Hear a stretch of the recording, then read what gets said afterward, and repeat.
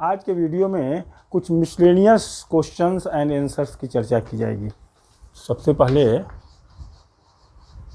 Miscellaneous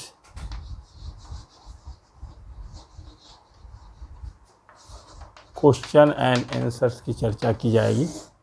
तो पहला प्रश्न ज्योग्राफी से है, उसके बाद इकोनॉमिक्स का भी है, कुछ साइंस के भी प्रश्न हैं, कुछ हिस्ट्री भी क्वेश्चन है। मिसलेनियस का अर्थ होता है विविध, में सारे कुछ का मेल जोल रहता है। तो आइए, सबसे पहला प्रश्न है ज्योग्राफी का, बहुत इंपॉर्टेंट है। इसमें दो टर्म है, पहले उस टर्म के बारे में मैं लिखूंगा, फिर उसके बाद चित्र बना के आपको समझाऊंगा कि वह क्या होता है। तो फर्स्ट क्वेश्चन है इक्विनॉक्स।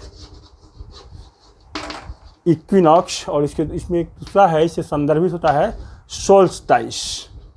सोल्स्टाइस, ये दो बहुत इंपॉर्टेंट है, अक्सर इससे प्रश्न आते हैं। इसमें 4 डेट है, 2 डेट जो होते हैं वो इक्विनॉक्स होता है और 2 डेट जो होते हैं वे सोल्स्टाइस होते हैं। तो पहला जो इक्विनॉक्स है इसको विषुव कहा जाता है, हिंदी में भी जानिए विषुव कहा जाता है। चित्र बना के बताएंगे कि इक्वेटर कहाँ होता है, ट्रॉपिक ऑफ कैंसर कहाँ होता है, ट्रॉपिक ऑफ कैप्रिकॉर्न कहाँ होता है पूरे ग्लोब पर। और सोल्स्टाइस को हिंदी में संपात या अयनांत भी कहा जाता है। संपात से ही रखिए, लेकिन हिंदी से अच्छा अंग्रेजी ही है। तो 4 डेट है जो इक्विनॉक्स जो है, जिसमें पूरे धरातल पर वो 2 जो तिथि है, पूरे धरातल पर उस 2 तिथि को दिन और रात बराबर होते हैं। उसमें 21 मार्च और 23 सितंबर है, वो इक्विनॉक्स होता है। एक होता है वर्नल इक्विनॉक्स और एक होता है ऑटम इक्विनॉक्स। और ये जो सोल्स्टाइस है उसमें एक होता है 21 जून और 22 दिसंबर। तो उत्तरी गोलार्ध में सूर्य जो है कर्क रेखा पर पूरा वर्टिकली रहती है, ओवरहेडली रहता है। और फिर उत्तरी गोलार्ध में ही 22 दिसंबर को जो है सूर्य जो है ओवरहेडली रहते हैं। तो ये 2 डेट है, बहुत इंपॉर्टेंट है। इसको तो पहले तो हिंदी में अंग्रेजी में देख लिया, अब इसको देखा जाए चित्र बना करके। बहुत इंपॉर्टेंट है पहला इक्विनॉक्स और सोल्स्टाइस, इसके लिए बहुत इंपॉर्टेंट है। इसको देखा जाए, पहले ऐसे चित्र देखिए। इसको अगर इस तरह से किया जाए, पूरा पृथ्वी जो स्फेरिकल बॉडी है, ग्लोब कैसा है, स्फेरिकल है, पूरा का पूरा ग्लोब स्फेरिकल है। इसको बीचों बीच जो ये रेखा है इसको कहते हैं इक्वेटर। ये इक्वेटर है। ऊपर वाले को तो आपको बताए थे, ऐसे ऊपर this is the northern hemisphere और this is the southern hemisphere. ये उत्तरी गोलार्ध है और ये दक्षिणी गोलार्ध है। तो उत्तरी गोलार्ध में इसको मान लिया जाए, ये इमेजिनरी लाइन है, कल्पित लाइन है। तो ये नॉर्थ हो गया, ऊपर में नॉर्थ, ऐसे भी नक्शा में बताए थे ना, ऊपर में नॉर्थ होता है, नीचे में साउथ, दाहिना साइड ईस्ट और बाएं साइड वेस्ट। तो अभी हम लोग को इस तरह से करना है, ऊपर वाला नॉर्थ, तो नीचे वाला क्या है, ये साउथ है और 23.5 डिग्री साउथ। और ये जो रेखा है इसको कहते हैं ट्रॉपिक ऑफ कैंसर। इसको क्या कहते हैं, ट्रॉपिक ऑफ कैंसर। हिंदी में कहा जाता है कर्क रेखा, हिंदी में कहते हैं कर्क रेखा, अंग्रेजी में कहते हैं ट्रॉपिक ऑफ कैंसर। और ये वाला को कहते हैं विषुवत रेखा, तुमने इक्विनॉक्स है इसका, चाहे भूमध्य रेखा, विषुवत रेखा या भूमध्य रेखा। अंग्रेजी जानिए, अंग्रेजी जानना जरूरी है, हिंदी भी जानना जरूरी है। इक्वेटर बीचों बीच है, धरती के बीचों बीच जो कल्पित रेखा है। और सब नीचे वाला जो रेखा है, ये वाला जो इमेजिनरी लाइन है, इसको कहते हैं ट्रॉपिक ऑफ कैप्रिकॉर्न। ट्रॉपिक यही अनांत है, ट्रॉपिक ऑफ कैप्रिकॉर्न बहुत इंपॉर्टेंट है, हर बच्चों को जानना है। ट्रॉपिक ऑफ कैंसर, इक्वेटर और ट्रॉपिक ऑफ कैप्रिकॉर्न। तो उधर नॉर्दर्न हेमिस्फीयर में, भारत की जो उपस्थिति है नॉर्दर्न हेमिस्फीयर में है। एनीवे, तो अब जो 4 डेट है उसके बारे में जो आपको बताया गया था कि किस तारीख को 2 डेट है। एक डेट तो आपको बताए थे 21 मार्च और एक बताए थे 23 सितंबर। ये जो है यही इक्विनॉक्स है, इक्विनॉक्स विषुव, इसमें 2 डेट है। तो 21 मार्च वाला जो होता है इसके लिए कुछ जो नोमेनक्लेचर है, 21 मार्च को कौन इक्विनॉक्स है, या वर्नल इक्विनॉक्स, तो क्या कहते हैं वर्नल, तो कहते हैं वर्नल इक्विनॉक्स। और 23 सितंबर वाला जो है ये है ऑटम, AUTUMN, ऑटम, इसको शरद, इसको बसंत विषव। देखिए हिंदी में कभी कभी प्रॉब्लम्स हो जाते हैं, लेकिन अंग्रेजी हिंदी दोनों जाना चाहिए। परीक्षा में अक्सर अगर कहीं कन्फ्यूजन हो तो अंग्रेजी वाला जरूर देख लीजिएगा, लेकिन ये हिंदी भी जान जाइए। ये है बसंत विषव, ऐसे ही मार्च बसंत, आई ऑटम अक्टूबर वाला, सितंबर अक्टूबर वाला, तो ये बसंत को क्या कहे यहाँ जो शरद, शरद ऋतु। इसके बाद जो है जाड़ा का ऋतु आता है शरद, ये शरद विषव है। ऑटम इक्विनॉक्स, तो ये दो डेट वेरी वेरी इंपॉर्टेंट। पहला क्वेश्चन बहुत इंपॉर्टेंट है जो जानना जरूरी है, 4 तिथि के बारे में जानना था। एक है 21 मार्च, दूसरा है 23 सितंबर, ये इक्विनॉक्स है, एक वर्नल इक्विनॉक्स हुआ, एक ऑटम इक्विनॉक्स हो गया। और इस तिथि को सूर्य जो है ओवरहेडली रहते हैं विषुवत रेखा पर, और यहाँ ओवरहेडली रहते हैं, और पूरे धरातल पर इन दो तिथियों को दिन और रात बराबर होता है। इन दो तिथि पूछा जाता है कौन सी दो तिथि है, कौन सी दो तिथि है जहाँ पूरे धरातल पर दिन और रात बराबर होते हैं। The first date is 21 March and the second date is 23rd September, and this is the call. The 21st March is called vernal equinox and 23rd September is called the autumn equinox. Most important है, दो date बहुत important है। तो ये भी अंग्रेजी भी हो गया और हिंदी भी हो गया, और दो डेट अभी और बच रहे हैं जो यहाँ पर इस रेखा पर, ये जो आपको है ट्रॉपिक ऑफ कैंसर और ट्रॉपिक ऑफ कैप्रिकॉर्न, खासकर नदर्न हेमिस्फीयर में हम लोगों का जो घर है नदर्न हेमिस्फीयर में, उत्तरी गोलार्ध में है। तो सन यहाँ पर ओवरहेडली किस तारीख को रहते हैं और यहाँ पर किस तारीख को ओवरहेडली रहते हैं। तो इसके लिए फर्स्ट डेट जो है नदर्न हेमिस्फीयर में, उत्तरी गोलार्ध में, नदर्न हेमिस्फीयर का मतलब उत्तरी गोलार्ध हेमिस्फीयर, नदर्न हेमिस्फीयर में ये डेट है 21 जून। 21 जून यह है ग्रीष्म संपात। इसको क्या कहते हैं, 21 जून वाला होता है, इसको कहते हैं ग्रीष्म, गर्मी का हो गया ग्रीष्म संपात, और अंग्रेजी में इसको कहा जाता है समर सोल्स्टाइस। अंग्रेजी में क्या कहते हैं, ग्रीष्म माने गर्मी, समर हो गया summer solstice. And the second date is 22 December, 21 जून और 22 दिसंबर। तो 22 December is the winter solstice. वो क्या है, विंटर, वो है विंटर, शीत संपात। विंटर को ज़रा कहिए विंटर, WINTR, विंटर सोल्स्टाइस, शीत संपात। तो 4 डेट हो गया। पहला तो हो गया 21 मार्च और 23 सितंबर, विषुवत रेखा के ऊपर जो सूर्य ओवरहेडली हैं और पूरे धरातल पर दिन और रात बराबर होते हैं, वह इक्विनॉक्स कहलाता है। एक वर्नल इक्विनॉक्स हो गया, एक ऑटम इक्विनॉक्स हो गया।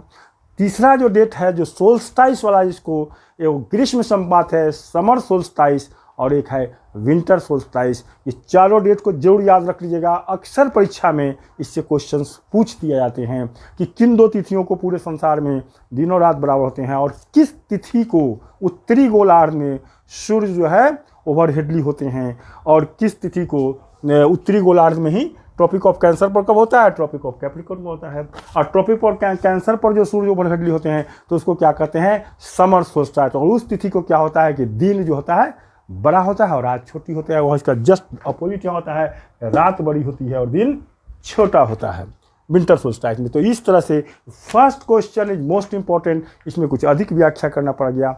आगे वाले क्वेश्चन हो सकता है ज्योग्राफी से ना हो। हाँ, दूसरा वाला क्वेश्चन है इकोनॉमिक्स से है। दूसरा वाला क्वेश्चन में कुछ कम समझना है, लेकिन टर्म तो जान ही लेना है। आज हम लोगों ने मिसलेनियस लिया है, लेकिन पहला क्वेश्चन बहुत ही महत्वपूर्ण था। अब आइए दूसरा जो प्रश्न है वह इकोनॉमिक्स से है। इकोनॉमिक्स में एक टर्म होता है मिक्स्ड इकोनॉमी, मिश्रित अर्थव्यवस्था। तो भारत की अर्थव्यवस्था कैसी है, अगर पूछा कि इंडियन इकोनॉमी का जो प्रारूप है, इंडियन इकोनॉमी किस रूप में है, तो है मिक्स। यहाँ public sector and private sector, नहीं, सार्वजनिक क्षेत्र और निजी क्षेत्र दोनों का कोई एग्जिस्टेंस, सह अस्तित्व साथ साथ चलता है। तो देखिए सेकेंड प्रश्न में था को mixed economy. The question is mixed economy. Mixed economy क्या होता है, हिंदी में इसको होता है मिश्रित अर्थव्यवस्था, जहां पर public sector and private sector. Public sector का मतलब हो गया सार्वजनिक क्षेत्र, सरकारी क्षेत्र सभी लोगों का है तो सार्वजनिक क्षेत्र हो गया। आई हो गया निजी क्षेत्र, किसी खास लोगों का जो है, जैसे टाटा बिरला, डालमिया अंबानी अदानी आदि का जो फर्म है, आदि का जो बिजनेस एस्टेब्लिशमेंट्स हैं वो निजी क्षेत्र में है। और रेलवे जो है, बैंकिंग जो है, जो सरकारी क्षेत्र में है, जिसका 51% शेयर सरकार के पास है, वह गवर्नमेंट सेक्टर होता है। तो government sectors and private sector both का एग्जिस्टेंस अगर साथ साथ हो उसको कहते हैं मिक्स्ड इकोनॉमी। तो इंडियन जो अर्थव्यवस्था इकोनॉमी है वह मिक्स्ड इकोनॉमी है। तो दूसरा क्वेश्चन भी महत्वपूर्ण है। और आइए अब तीसरा प्रश्न देखते हैं। तीसरा क्वेश्चन आ गया है हिस्ट्री से। The first question geography, second question economics and the third question related to history. तो आइए, the question is the most powerful and prosperous, समृद्ध किंग ऑफ विजयनगर एम्पायर, माने विजयनगर साम्राज्य का सबसे शक्तिशाली और समृद्ध माने ताकतवर बहुत ही महान शासक कौन था। अक्सर बच्चे जानते हैं, उसका नाम जानते हैं, लेकिन अनेक प्रश्न बनते हैं। यहाँ पर हमारे पढ़ाने का है कि क्वेश्चंस बनते हैं, बहुत सारे क्वेश्चन जो बहुत महत्वपूर्ण होते हैं, परीक्षा पर उसकी चर्चा कर लेती। तो सीधा सीधी इसका आंसर तो क्या होगा? कृष्णदेव राय। सारे लोग जानते हैं कि विजयनगर साम्राज्य का सबसे जो महान शासक थे वे थे कृष्णदेव राय। कृष्णदेव राय, और उनकी शासनावधि है 1509 से 1530। 1509 से 1530 उनकी शासनावधि है। पूछा जाता है कि किस वंश से बिलोंग्स करते थे। तो विजयनगर साम्राज्य में 4 वंश महत्वपूर्ण हुए, संगम वंश, शालूब वंश, तुलुब वंश और आरीबीडू वंश। ये क्वेश्चन पूछा जाता है कि विजयनगर साम्राज्य के, ये तो ठीक है कि सबसे महत्वपूर्ण कौन थे, तो answer is Krishnadeva Raya. And उनका जो टेन्योर है, उनका जो शासनावधि है कब से कब है, 1509 से 1530। और उनकी अति महत्वपूर्ण रचना है आमुक्त माल्यदा, तेलुगु में है, बहुत महत्वपूर्ण रचना भी था। संस्कृत और तेलुगु के महान विद्वान थे। तो सब ठीक ठाक है, बट हियर द क्वेश्चन, जो किस डायनेस्टी से, किस वंश से आते थे, तो कृष्णदेव राय बिलोंग टू तुलुब डायनेस्टी। तुलुब, उसमें था संगम वंश, शालूब वंश, तुलुब वंश, ये परीक्षा में कई बार आया है, और एक आरीबीडू भी है। तो विजयनगर साम्राज्य के जो सबसे महान शासक थे वे तुलुब वंश से आते थे। ये क्वेश्चन बहुत ही, तो पहला क्वेश्चन आपको बता दिया गया वो ज्योग्राफी से, इक्विनॉक्स वाला था, सोल्स्टाइस वाला था। एंड द सेकंड क्वेश्चन जो आपको बताया गया वो मिक्स्ड इकोनॉमी से था। वो private sector and public sector दोनों का एग्जिस्टेंस अगर साथ साथ है तो उसको कहते हैं mixed economy. And the third question जो था वो हिस्ट्री से था, बहुत महत्वपूर्ण। तीनों का तीनों क्वेश्चन अति महत्वपूर्ण दिया गया, और वह था विजयनगर साम्राज्य का जो most powerful and prosperous king कौन था। तो नाम तो आप जान गए, कृष्णदेव राय था। उसकी शासनावधि 1509 से 1530 तक है, भी जान गए। वह किस वंश से था, तो वह तुलुब वंश से था। वह अत्यधिक विद्वान भी था, संस्कृत और तेलुगु का विद्वान था। और उसकी जो सबसे महत्वपूर्ण रचना है वह है आमुक्त माल्यदा। आमुक्त माल्यदा। तो 3 प्रश्न बहुत जानदार। और चौथा प्रश्न भी ज्योग्राफी से ही रिलेटेड आ गया, क्योंकि मिसलिनियस में अब कई क्वेश्चन ज्योग्राफी से है, कई क्वेश्चन हिस्ट्री से ही, तो कहना नहीं कहा सकता हूँ, तो पता करने के बाद, समझाने के बाद पता चलेगा आपको। लेकिन चौथा प्रश्न आ गया सैंडलवुड। चंदन की लकड़ी को सैंडलवुड कहा जाता है। चंदन की लकड़ी को, वो बहुत, उसमें परफ्यूम्स वगैरह बनाए जाते हैं, बहुत ही फ्रेगरेंस उसका बहुत अच्छा है। तो सैंडलवुड भारत में, भारत तो विशाल देश है, तो सैंडलवुड का मतलब चंदन की लकड़ी। सैंडलवुड,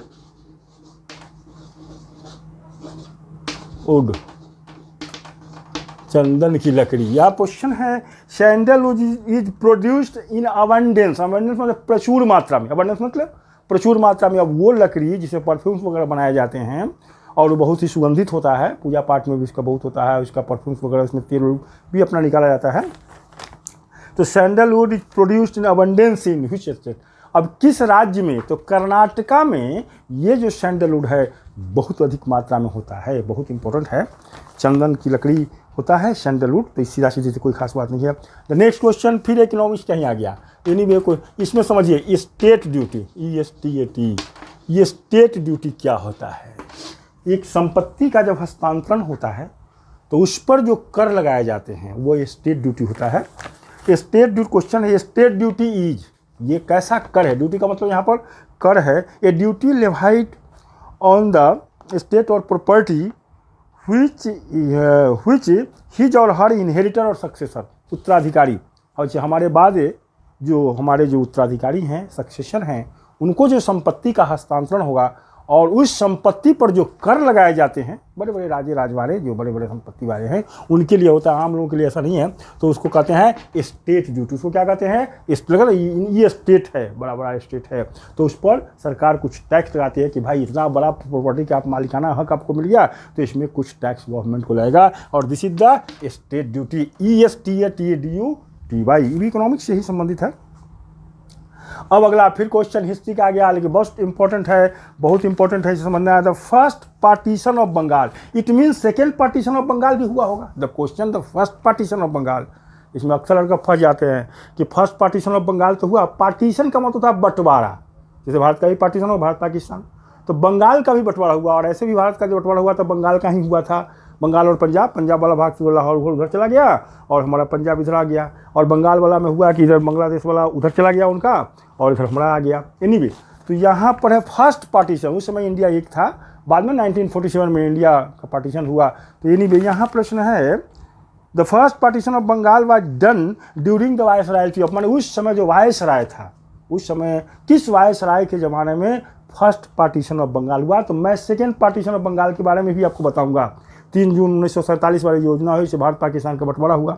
तो उस टाइम में कौन था गवर्नर जनरल या वायसराय ही कहिए, उसमें तो वायसराय, बाद में चल के गवर्नर जनरल हो गया था भारत। यानी उस पर हम चर्चा भी करेंगे।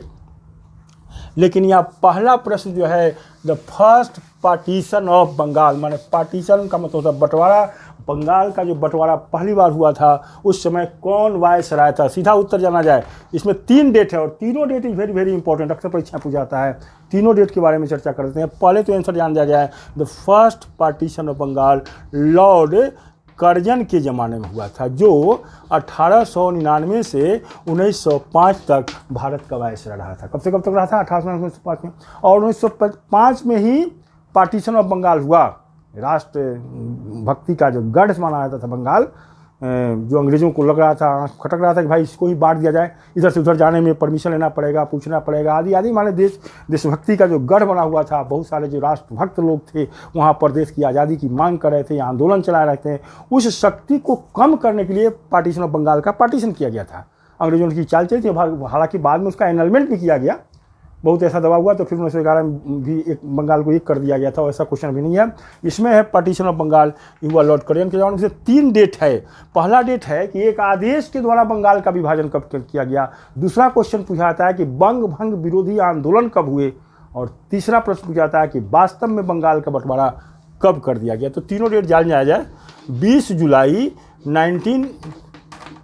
1905 को एक आदेश के द्वारा लॉर्ड कर्जन ने इसका बंटवारा कर दिया था। सेकेंड डेट ज़्यादा पूछा जाता है कि बंग भंग विरोधी आंदोलन कब प्रारंभ हुए, और उसी आंदोलन के दौरान हिंदू और मुसलमान एक दूसरे के हाथ में गंगा में डुबकी लगाए थे, हाथ में राखी बांधे थे। रविंद्रनाथ टैगोर ने बहुत महत्वपूर्ण राष्ट्र एक गीत लिखा था जो बाद में बांग्लादेश का राष्ट्रीय गीत बन गया था, अमार सुनार बांग्ला। तो डेट जाना जाए 7 अगस्त।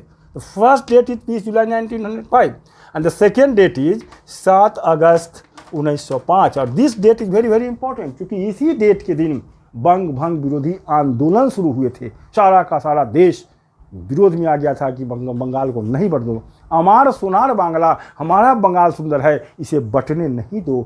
तो विश्व प्रसिद्ध कवि रविंद्रनाथ ठाकुर ने प्रसिद्ध गीत इसी आंदोलन के दौरान लिखा था। बाद में चल करके वह गीत बांग्लादेश का राष्ट्रीय गीत बन गया। ये बड़ा बहुत इंपॉर्टेंट है।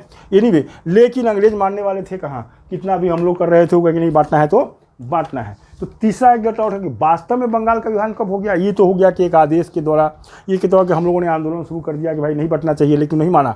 और द थर्ड डेट इज 16 अक्टूबर 1905 और दिस डेट को वास्तव में बंगाल को 2 टुकड़ों में बांट दिया गया। ये अलग बात है कि बाद में उसका एनलमेंट भी किया गया, मैंने एक कर दिया गया, वो भी क्वेश्चन नहीं है। तो तीनों डेट, लेकिन मैंने बताया कि फर्स्ट पार्टीशन है, सेकेंड पार्टीशन 3 जून 1947 को। ठीक है, बंगाल तो उस समय बटा, फिर एनलमेंट भी हुआ। बाद में ऐसी स्थिति बनी कि भारत को पार्टीशन करना ही पड़ा। तो पूरे देश का जब पार्टीशन किया गया उस समय पंजाब का भी पार्टीशन हुआ, बंगाल का भी पार्टीशन हुआ। सेकेंड पार्टीशन हुआ था उस समय लॉर्ड लुई माउंटबेटन जो है भारत के वायसराय थे, वो कुछ दिनों के लिए पहले वायसराय बने। और उसके बाद तो फिर 15 अगस्त 1947 से 20 जून 1947 तक first governor general of India और उसके बाद उनसे चार्ज लिया था चक्रवर्ती राजगोपालाचारी ने चार्ज लिए थे। वो 21 जून 1948 से 25 जनवरी 1950 तक हुए और 26 जनवरी 1950 से फिर राजेंद्र बाबू भारत के राष्ट्रपति बन गए। गणतंत्र के बाद 2 वर्ष तो कॉन्स्टिट्यूशन असेंबली द्वारा चुने गए और उसके फिर 1952 में के बाद 52 से 57, 57 से 62 में 12 वर्षों तक राष्ट्रपति राजेंद्र बाबू रहे। ये सब तो खैर बात की बात है। तो 2 बार पार्टीशन ऑफ बंगाल हुआ। द फर्स्ट बार हुआ लॉर्ड कर्जन और सेकेंड बार हुआ Lord Louis Mountbatten. This is very very important. अक्सर इसमें पूछ देते हैं, कभी इंटरव्यू में सब क्वेश्चन पूछा जाता है कि फर्स्ट पार्टीशन के समय वायसराय कौन था और सेकेंड पार्टीशन के समय कौन था, आदि आदि। एनीवे, तो बहुत अच्छा प्रश्न है। एक क्वेश्चन के समझाने में अनेक प्रश्न की जानकारी आपको हो रही है और ये सारे के सारे प्रश्न परीक्षा उपयोगी है, रामबाण औषधि है। एनीवे, देखते हैं अगला प्रश्न देखा जाए वो किससे आ रहा है। देख लिया अगला क्वेश्चन, फिर ज्योग्राफी का आ गया। तो कभी ज्योग्राफी का आ रहा है, कभी इकोनॉमिक्स का आ रहा है, कभी हिस्ट्री का आ रहा है। और नेक्स्ट क्वेश्चन इज ज्योग्राफी का है, the highest mountain peak of the world. बहुत आसान प्रश्न है लेकिन इसे कई चीज़ मैं पूछूंगा, बताऊंगा। हाईएस्ट माउंटेन पीक, अब धरातल पर तो भाई कहीं पर्वत है, कहीं पठार है, कहीं नदियां हैं और धरातल पर के जो सबसे ऊंचे स्थान होते हैं माउंटेन होते हैं और उस माउंटेन का जो पीक होता है सबसे चोटी ऊपर वाला, जैसे मान लीजिए कि ये धरातल है तो धरातल पर का तो पर्वत पठार, तो सबसे ऊपर वाला जो होगा, तो सबसे जो ऊपर वाला होगा वो माउंटेन पीक होगा। वो तो माउंटेन तो है, तो सबसे ऊपर वाला जो होता है वो पीक होता है, उसको चोटी कहते हैं। तो प्रश्न है, the highest mountain peak of the world lies in, मान लाइज में अवस्थित है, लोकेटेड है, तो वो कहाँ लोकेटेड है? इंडिया में है, पाकिस्तान में है, चाइना में है, बर्मा में है, कहाँ पर है? तो सबसे पहले तो उसका नोमेनक्लेचर अगर आप जानते हैं, आपके दिमाग में है कि माउंट एवरेस्ट है। तो माउंट एवरेस्ट कहाँ लोकेटेड है? वो भारत में है कि पाकिस्तान में है कि बांग्लादेश में है कि कहाँ पर है? तो माउंट एवरेस्ट जो है वो नेपाल में है। ये प्रश्न पूछा है, नेपाल में तो है, ये तो क्लियर हो गया। तो इसका उत्तर हो गया कि भाई हाईएस्ट माउंटेन पीक जो है धरातल पर के जो सबसे ऊंचे है जगह वो नेपाल में है, तो पक्का हो गया। अब इसकी ऊंचाई कितनी है? अक्सर लोग जानते हैं, पुरानी किताबों में तो ऐसा दे दिया है कि 8,848 मीटर। लेकिन वो जो पर्वत है वो बलित पर्वत है, फोल्ड माउंटेन है और फोल्ड माउंटेन जो है वो न्यू फोल्ड माउंटेन है। आज भी पर्वत निर्माणकारी शक्तियाँ उस पर सक्रिय है और वो निर्माण काल में है, वो बढ़ रहा है, तो न्यू फोल्ड माउंटेन कहता है। नाउ इसका जो हाइट हो गया है वो हो गया है 8,000, ऐसा माना गया है कि वो थोड़ा बढ़ रहा है, धीरे धीरे बढ़ रहा है, बहुत स्लो मूवमेंट है। तो 8,828 मीटर। कभी कभी फीट में पूछ दिया जाता है कि ये जो हाइट है ये मीटर कितना फीट है, तो ये चीज़ जान जाए कि 1 मीटर 3.28 फीट होता है। तो 8,850 में आप गुना करते रहिएगा, इसमें 3.28 से करिए। कुछ बच्चे तो रटे हुए हैं कि भाई कितना है, तो 29,028 फीट है। अभी गुना करना आपका काम है, गुना करेंगे ना तो आपको आ जाएगा 29,028 फीट। इसका मतलब संसार पर का जो सबसे ऊंचा जगह था, हाईएस्ट माउंटेन पीक, धरातल पर के सबसे ऊंचे जगह तो पर्वत होते हैं। अब पर्वत का जो हाईएस्ट पीक होता है वो माउंटेन का पीक हो गया, चोटी हो गया। तो संसार का जो सबसे ऊंचा पर्वत चोटी है उसका नोमेनक्लेचर तो माउंट एवरेस्ट है। लोकेशन उसका नेपाल में है, नेपाल में है, नॉट जापान, वो नेपाल में है। और उसका जो हाइट है मीटर में 8,850 मीटर है, बट इन अगर फीट में बोला जाए तो आप गुना 3.28 से कर लीजिएगा, वो आएगा 29,028 फीट आएगा। तो चलिए ये भी हो गया, इसमें इन चीज़ों को चर्चा करनी थी इसलिए क्वेश्चन आया। अब अगला प्रश्न फिर हिस्ट्री का आ गया। तो आज अभी हिस्ट्री और ज्योग्राफी का खूब ताना बाना चल रहा है। ये फिर अब ज्योग्राफी का, गौतम बुद्धा अटेंड इनलाइटनमेंट। देखिए बहुत आसान क्वेश्चन है। मगर गौतम बुद्ध को सर्वोच्च ज्ञान की प्राप्ति कहाँ हुई? सारे बच्चे जानते हैं सर्वोच्च ज्ञान की प्राप्ति कहाँ हुई, उसमें बहुत सारा क्वेश्चन बनता है कि गौतम बुद्ध गृह त्याग कब किए, कितने वर्ष घूमे तो उनको ज्ञान की प्राप्ति हुई, उनका स्पिरिचुअल टीचर कौन था, उनका योगा गुरु कौन था, किस नदी के किनारे मिला, किस वृक्ष के नीचे, ये सारे के सारे प्रश्न बनते हैं। But here is the question only कि Gautam Buddha attend enlightenment at माने जगह, वही जगह बोधगया में हुआ, सारनाथ में हुआ, कहाँ हुआ, पटना में हुआ, रांची में हुआ, जहाँ भी हुआ। तो हियर आंसर इज बोधगया। कहाँ हुआ? बोधगया। केवल इतना ही देना है कि वो बोधगया में 35 वर्ष की उम्र में, 29 वर्ष की उम्र में उन्होंने गृह त्याग किया था और 35 वर्ष की उम्र में सर्वोच्च ज्ञान की प्राप्ति हुई। बहुत आसान है, बोधगया में नहीं, निरंजना नदी, इसके बाद फल्गु कह सकते हैं, तो निरंजना नदी के किनारे पीपल वृक्ष के नीचे उनको परम ज्ञान की प्राप्ति हुई और ज्ञान प्राप्ति के बाद वे प्रज्ञावान कहलाए। ज्ञान प्राप्ति के बाद क्या कहलाए? वो प्रज्ञावान कहलाए, बुद्ध हो गए, गौतम बुद्ध हो गए। बहुत। और उनका कोई स्पिरिचुअल टीचर नहीं था, योग गुरु तो था, वैशाली के ही थे अलार कलाम, लेकिन वहाँ उनको मानसिक शांति नहीं मिली। योगा से लगा था कि शायद मानसिक शांति मिल जाएगी, तो उन्होंने स्वतः ही कहा था। ऐसे भी बाद में उनके प्रवचन में आया कि आत्मदीपो हुआ, अपना प्रकाश स्वयं बनो, सबके अंदर एक ईश्वर बैठा हुआ है। अगर आप ध्यान करेंगे, योगा करेंगे, तो ईश्वर आपको खुद जो कुछ प्रकाशमय कर देगा। ऐसा गौतम बुद्ध का टीचिंग था। ऐसे हमारे सनातन धर्म में तो कहा था कि बिना गुरु का ज्ञान नहीं होते हैं, एक रास्ता दिखाने वाला चाहिए। लेकिन बौद्ध धर्मावलंबी कहते हैं कि गौतम बुद्ध का कोई स्पिरिचुअल टीचर नहीं था, कोई उनके आध्यात्मिक गुरु नहीं थे। उनको स्वतः परम ज्ञान की प्राप्ति हुआ, ध्यान किए, मेडिटेशन किए, और बहुत भटकने के बाद उनको स्वतः ज्ञान की प्राप्ति हुई, और वे प्रज्ञावान कहलाए गौतम बुद्ध। और वो धर्म आज तो भाई एशिया का, अशोक ने तो उसको पूरा विश्व धर्म बनाने का सपना देखा था, बनाने की कोशिश की, बहुत प्रयास किया, और उसको एशिया महादेश का धर्म बना दिया अशोक ने। एनीवे, तो सब तो बहुत सारा प्रश्न है, वो होते रहेगा। अब अगला देखा जाए, अगला प्रश्न आ गया फिर ज्योग्राफी का। हिस्ट्री ज्योग्राफी बहुत ज़्यादा है इसमें, और वह क्वेश्चन है what is the common feature of the following places. कोई प्लेसेस है उसमें दिया हुआ है, कालाहारी, ये तो डेजर्ट है, Kalahari, Gobi, Sahara and Thar. चारों का चारों जो जगह है, कालाहारी है, सहारा है, गोबी है एंड थार है, भारत और पाकिस्तान में सारे के सारे क्या है, डेजर्ट है, मरुभूमि। There is nothing but science, जहाँ दूसरा कुछ नहीं है, बालू ही बालू है। देयर इज नथिंग, कुछ नहीं है बट साइंस। तो ये तो साल चार के तरह आ गया, तो क्या भाई, डेजर्ट है। लिखा जाए there is nothing but science is called desert. जहाँ कुछ नहीं है, केवल बालू ही बालू है, उसको हम लोग क्या कहते हैं, डेजर्ट कहते हैं। और भारत और पाकिस्तान में भी है, वह है थार। तो यहाँ पे चारों का आ गया, एक है कालाहारी और एक है गोबी, गोबी का स्थल मंगोलिया में, और थार भारत और पाकिस्तान में। और एक और दिया है कहाँ, Kalahari, Gobi and Sahara. Sahara also the biggest desert of the world, Sahara. और कालाहारी और डेजर्ट दोनों है, ये अफ्रीका महादेश में है, ये गोबी हो गया, ये मंगोलिया में हो गया, थार भारत पाकिस्तान। तो चारों का चारों क्या है, डेजर्ट। और डेजर्ट का परिभाषा क्या आपको बताया, there is nothing but sand is called desert. जहाँ कुछ नहीं है, बालू ही बालू है, उसको क्या कहते हैं, डेजर्ट कहते हैं। तो चलिए आ गया, अच्छा है। अगला क्वेश्चन फिर ज्योग्राफी का आ गया। तो चलिए आज तो ज्योग्राफी एंड हिस्ट्री का बहुत सारे क्वेश्चन आ रहे हैं। द प्लेनेट, ग्रह, ग्रह का अपना कोई प्रकार, जैसे पृथ्वी भी प्लेनेट है। The planet nearest to the earth, earth तो है ही प्लेनेट, और लेकिन the planet nearest to the earth माने अर्थ से के नज़दीक का, अर्थ से नज़दीक का जो है। अब इसमें ऐसा करना पड़ेगा, इसको पूरा चित्र बना के देख लेते हैं। उसमें ऑप्शन से नहीं होगा, पूरा का पूरा जो 8 प्लेनेट है देखिए, जो उसमें अपने पता चल जाएगा आपको। जैसे मान लीजिए कि बीच में सन सेंटर्ड है, यहाँ से ऐसे ऐसे अगर कर दिया जाए।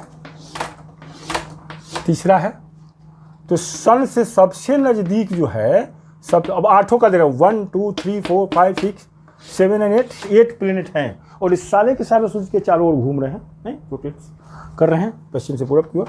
और कुछ नहीं, दो नहीं भी करते, यानी वे वो पूरब से पश्चिम करते हैं, वीनस एंड यूरेनस वो नहीं। यहाँ पर है, सन से सबसे नज़दीक का सबसे पहले लिखा जाए, मरकरी, बुध कहते हैं। उसके बाद कौन है, वीनस। थर्ड रैंक आता है अर्थ का, तो अर्थ से सबसे नज़दीक तो यहाँ वीनस हो गया। अर्थ के बाद कौन है, वीनस है, पहले मरकरी है, वीनस है, अर्थ है, उसके बाद है Mars, Jupiter, Saturn, Uranus and Neptune. तो चलिए, अर्थ और वीनस जो है लगभग आकार में भी बराबर होता है। अर्थ और वीनस लगभग आकार में बराबर होता है। अब हिंदी में भी लिख सकते हैं। मरकरी को क्या कहते हैं, मरकरी को हम लोग कहते हैं बुध, और वीनस को क्या कहते हैं, शुक्र, सबसे गर्म ग्रह शुक्र। एनीवे सबसे नज़दीक ही है, लेकिन यहाँ पर CO2 अधिक है एनीवे। और यहाँ ये तो पृथ्वी है जहाँ पर जीवन है, और में जीवन नहीं है। और मार्स को कहते हैं मंगल, और सबसे बड़ा ग्रह है बृहस्पति। उसके बाद हो गया शनि, उसके बाद हो गया अरुण, और उसके बाद हो गया वरुण। यही 8 प्लेनेट है। प्लूटो को ग्रहों की सूची से हटा दिया गया। एनीवे, तो अब यहाँ पर प्रश्न था, question is given the planet nearest to the earth. तो अर्थ के नियरेस्ट, अब इधर आइएगा दाहिने साइड में, तो इधर आ जाएगा तो मार्स हो गया, इधर आ जाएगा तो वीनस हो जाएगा। तो जो ऑप्शन है उसके हिसाब से करेंगे। आकार में लगभग अर्थ और वीनस बराबर है, शुक्र और भोर का तारा भी इसको कहा जाता है। तो वीनस, मरकरी, वीनस, अर्थ, मार्स, जुपिटर, सैटर्न, यूरेनस और नेपच्यून। सारे बच्चे, छोटे छोटे बच्चे भी इसको जानते हैं। अब इसमें कभी कभी पूछता है कि सूर्य से दूरी के लिहाज से, तो सूर्य से दूसरी this is the serial number है। तो फर्स्ट, सूर्य से सबसे नियरेस्ट हो गया Mercury, second is Venus and third is Mars, fourth is third is Earth. सूर्य से दूरी के हिसाब से आकार में भले ही पचमा है, लेकिन दूरी के हिसाब से ये अर्थ तीसरा है। उसके बाद मंगल है, उसके बाद जुपिटर है, सबसे बड़ा है जुपिटर है, सैटर्न है, यूरेनस। अगर पूछ दिया जाए परीक्षा कभी कभी पूछ देता है कि आकार के लिहाज से, तो आकार के लिहाज से अगर पूछ दिया जाए तो जानना चाहिए कि सबसे जो बड़ा होता है वह है जुपिटर। जुपिटर का मतलब बृहस्पति, और जुपिटर के बाद है सैटर्न, ये आकार के लिहाज से बता रहे हैं, Jupiter, Saturn and the third is Uranus and the fourth 1 2 3 Uranus and the fourth is Neptune, Varun and the fifth is Earth and the अर्थ से मिलता जुलता कौन है, वीनस। उसके बाद है मंगल, मंगल को क्या कहते हैं, Mars and the last is Budh, Budh को क्या कहते हैं, मरकरी। तो ये जो है आकार के लिहाज से ग्रहों का क्रम है, आकार बड़ा, सबसे बड़ा एंड सबसे छोटा। सबसे बड़ा this is the biggest, this is the smallest, and बीच में ये है। कम से कम पृथ्वी के बारे में जानिए कि आकार के लिहाज से पृथ्वी का कौन सा क्रम है, और सूर्य से दूरी के लिहाज से, चूंकि पृथ्वी पर जीवन है, हम सब पृथ्वी पर रहते हैं, अर्थ प्लेनेट है, तो कम से कम पृथ्वी के बारे में जुड़ जाना चाहिए। तो सूर्य से दूरी के लिहाज से पृथ्वी का जो है तीसरा रैंक है, और आकार के लिहाज से पाँचवा है। तो ये क्वेश्चन देने का मतलब यही था कि इन सारी बातों की चर्चा, कभी कभी एग्जाम से अक्सर बच्चे इस सब क्वेश्चन को हल्का लेते हैं कि ये सब क्वेश्चन थोड़े आएगा, लेकिन कभी कभी एक क्वेश्चन ऐसा भी रहता है, और जो अच्छे हैं अन्य प्रश्नों का अच्छा जवाब देते हैं, और ये सब प्रश्न उनका नहीं हो पाता है, ये सब प्रश्न में उनका कभी कभी कन्फ्यूजन हो जाता है। तो छोटा प्रश्न को भी हल्के रूप में नहीं लेना चाहिए, उसको भी देखते रहना चाहिए। तो अगला देखते हैं, पता नहीं हिस्ट्री ज्योग्राफी में से क्या आ जाएगा। अब अगला प्रश्न भी तो ज्योग्राफी का ही आ रहा है, कोई खास बात नहीं है। On which of the following rivers है the Bhakra dam, Bhakra canal highest gravity dam Bharat का है, किस नदी, और भाखड़ा डैम जो है वह किस नदी पर, विशेष समझाना नहीं है, वह सतलज नदी पर है, पंजाब में सतलज नदी पर है। और भाखड़ा डैम बहुत बड़ा हाईएस्ट ग्रेविटी डैम भारत का माना जाता है, माना जाता है ही, तो भाखड़ा डैम है, और वह सतलज। कभी कभी पूछा है कि सतलज का पुराना नाम क्या है, सतलज का पुराना नाम शतुद्री, सतलज का पुराना नाम क्या था, शतुद्री। लेकिन यहाँ पुराना नाम का क्वेश्चन तो था नहीं, यहाँ पर तो केवल था कि भाखड़ा डैम जो है ना, जो highest gravity dam of India है, वो जो है किस नदी पर है, तो सतलज नदी पर है, सतलज नदी पर है। सिंपल है, जल्दी जल्दी देख लेते हैं आगे का क्वेश्चन क्या है। अगला दिया हुआ है द इंडियन एम्ब्लम, भारत का जो राज्य चिन्ह है Ashokan pillar, bar originally found at one of the Ashoka pillars इन, माने भारत का जो राज्य चिन्ह है अशोकन पिलर, वह ओरिजिनली कहाँ से लिया गया है, सारनाथ से लिया गया, जहाँ भगवान बुद्ध ने सबसे पहले अपना धार्मिक उपदेश 5 ब्राह्मणों को दिया था, सारनाथ से। अशोकन पिलर, अशोक स्तंभ जो है, जो भारत का राज्य चिन्ह है, भारत का इंडियन एम्ब्लम है, वह सारनाथ से लिया गया। इसमें कोई विशेष बात नहीं थी, इसमें लिखने का कुछ खास नहीं है। अब अगला देखा जाए, in which state are the Ajanta and Ellora caves, गुफा है अजंता और एलोरा से सिचुएट, माने किस राज्य में अजंता और एलोरा की गुफाएं हैं। अब किस राज्य में है, महाराष्ट्र में है। और गौतम बुद्ध की बहुत सारी चित्र जो है उसमें है, कनिष्क काल का भी है, गुप्त काल का भी है, आदि का है। अजंता और एलोरा में की जो गुफाएं हैं वो कहाँ पर है, तो महाराष्ट्र में है। अगला प्रश्न वेरी इंपॉर्टेंट, जो इंडस वैली सिविलाइजेशन है, इसमें अधिक क्वेश्चन हिस्ट्री का ही लग रहा है। इंडस वैली सिविलाइजेशन जो हिस्ट्री का फर्स्ट चैप्टर है एंशिएंट इंडिया का, वो आपको पढ़ना है। उसके तो अनेक नोबेल की जरूरत पड़ेगी, विशेष चर्चा करेंगे इंडस वैली सिविलाइजेशन पर। अभी इसको क्यों हल्का बताते हैं, IVC इंडस वैली सिविलाइजेशन को हड़प्पन कल्चर भी कहा जाता है। सबसे पहले हड़प्पा में इसकी खुदाई 1921 में हुआ था, तो चलिए इसलिए इसको हड़प्पन कल्चर भी कहते हैं। लेकिन यहाँ ये क्वेश्चन नहीं है, क्वेश्चन है ग्रेट बात, हड़प्पन कल्चर में कोई एक प्लेस था जो मोस्ट इम्पॉर्टेंट प्लेस था, ग्रेट बात, बृहत स्नानागार, जो धार्मिक शुद्धि के लिए प्रयोग किया था। आज भी हिंदू लोग कोई पूजा त्यौहार करते हैं तो भाई गंगा स्नान, चाहे कहीं स्नान, अपना घर में ही स्नान करना तो है ही, लेकिन गंगा स्नान हो जाए तो बहुत अच्छा है। तो great bath is associated with, तो कुछ नहीं, great bath is associated with किससे संबंधित है, तो यहाँ केवल इंडस वैली सिविलाइजेशन में। और ये जो है मोहनजोदड़ो में खासकर सबसे महत्वपूर्ण था। और मोहनजोदड़ो का जो सबसे इम्पोर्टेंट था, मोस्ट इम्पोर्टेंट जो साइट था, स्थल था, वह था ग्रेट बाथ, वह था ग्रेट बाथ, विशाल स्नानागार। और सबसे बड़ा अगर रहता the biggest building of the Indus valley civilisation और मोहनजोदड़ो, तो होता है ग्रेनरी, अन्नागार। इसमें अक्सर बच्चा सबसे महत्वपूर्ण कौन था और सबसे बड़ा कौन था, अक्सर परीक्षाएं पूछा जाता था। मोस्ट इम्पोर्टेंट साइट जो था, साइट कहिए बिल्डिंग कहिए, वह है ग्रेट बाथ, और जो सबसे बड़ा है वह है ग्रेनरी, वह है अन्नागार या धन्नागार। अब एक क्वेश्चन है, which of the following is not correctly match, तो मैचिंग का दिया है। अब इधर कुछ लिख दिया है और इधर कुछ लिख दिया सन टेम्पल। अब सूर्य मंदिर जो है, सूर्य मंदिर के आगे लिखा है कोणार्क, तो ठीक है, सूर्य मंदिर कोणार्क में, ठीक है, उड़ीसा में। कुतुब मीनार दिल्ली सही लिखा हुआ है। अब विक्टोरिया मेमोरियल दिया है बम्बई, देखिए विक्टोरिया मेमोरियल है कलकत्ता, विक्टोरिया मेमोरियल क्या है कलकत्ता, तो ये वाला गलत हो गया, विक्टोरिया मेमोरियल होता है।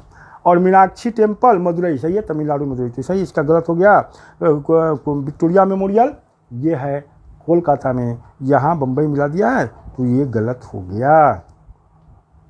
अगला भी फिर हिस्ट्री है, अधिक क्वेश्चन हिस्ट्री का है, एक क्वेश्चन लास्ट में ज्योग्राफी का भी शायद आ गया है, ना ज्योग्राफी का नहीं, साइंस का भी है। Which of the who was the prime minister of England when India became free, जब इंडिया स्वतंत्र हो रहा था 1947 में, उस समय ब्रिटेन का प्रधानमंत्री कौन था। बहुत आसान है, उस समय ब्रिटेन का प्रधानमंत्री क्लीमेंट इटली था, हिंदी में मैं लिख देता हूँ, क्लीमेंट इटली।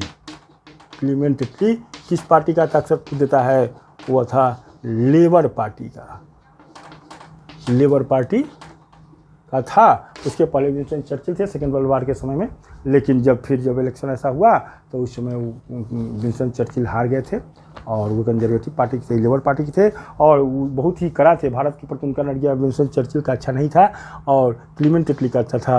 और India became free on 1947 and at that time the prime minister of Britain, prime minister of UK बाद क्लीमेंट इटली, क्लीमेंट इटली। बहुत बहुत इंपॉर्टेंट क्वेश्चन है। एंड अगला क्वेश्चन एक साइंस का मिल रहा है, व्हिच इंस्ट्रूमेंट इज यूज्ड, माने कौन सा यंत्र यूज किया जाता है, प्रयोग किया जाता है for measuring the blood pressure.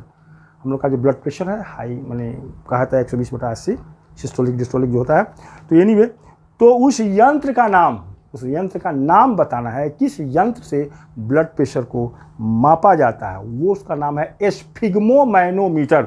उसका नाम क्या है, स्फिग्मोमैनोमीटर।